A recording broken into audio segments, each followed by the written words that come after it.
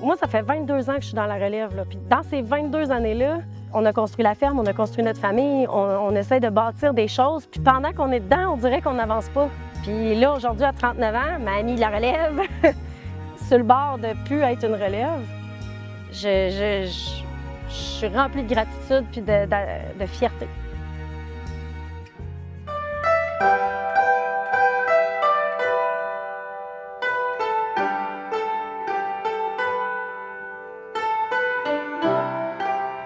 Salut, moi c'est Julie Mascotte, je suis productrice laitière à Saint-Norbert dans la belle région de la Naudière et ma ferme s'appelle Ferme Maxilex Inc.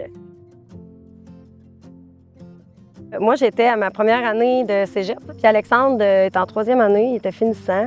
Puis moi, je pensais pas qu'il y avait une ferme laitière. À notre première date, Alexandre, il me dit « Bien, je pourrais pas être présent, il faudrait que toi, tu viennes chez nous. » Puis là, je dis « Hein? Première date, tu sais? Ouais, j'ai une vache qui se prépare à véler, j'aimerais mieux rester, la surveiller. » Fait que j'avais fait « OK, t'as des vaches? » Fait que, tu sais, ça s'est fait comme ça. Moi, je suis une relève qui s'est intégrée à une famille. Au fil des années, moi, j'ai été comme patiente. J'ai travaillé 8 ans de temps au Saint-Hubert. J'ai été serveuse. Il fallait que je mette de la bouffe dans les assiettes de mes enfants. Ça a été un processus qui s'est effectué sur 5 ans. Il y a eu des liquidations de parts et tout ça. À l'époque, on s'était fait dire 2 fois de mettre la clé dans la porte. C'est des coups durs, c'est des grosses émotions. On veut pas changer de vie. On sait qu'il y a quelque chose de beau qu'on est capable de construire ici. J'ai pas eu le choix de persévérer. Puis ça se passe à 2 aussi, là. Je suis pas toute seule. Il y a Alexandre. C'est un monstre de persévérance et de vaillance.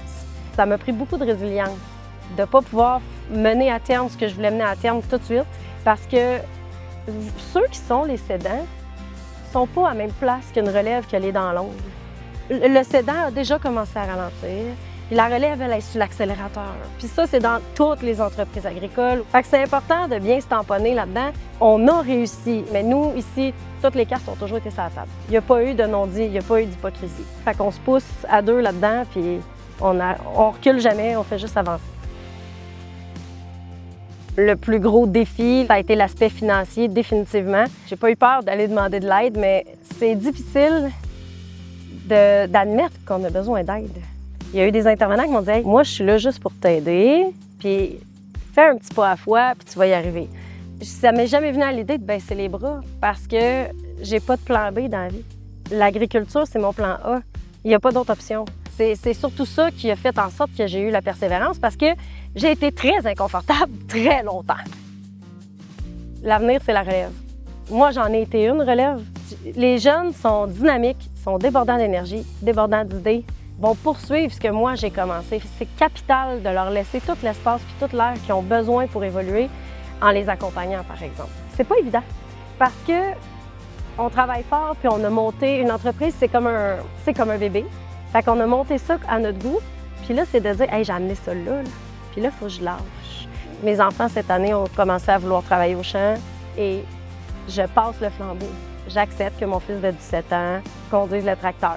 De donner ça, puis de donner envie aux jeunes de continuer, bien, je pense que c'est le plus beau legs qu'on peut faire, là. Je me dis souvent, je dis aux enfants aussi, c'est pas parce qu'il y a des nuages qu'il n'y a pas de soleil. Le soleil finit toujours par briller. S'accrocher puis de continuer parce que quand le vent pousse les nuages, c'est que du beau.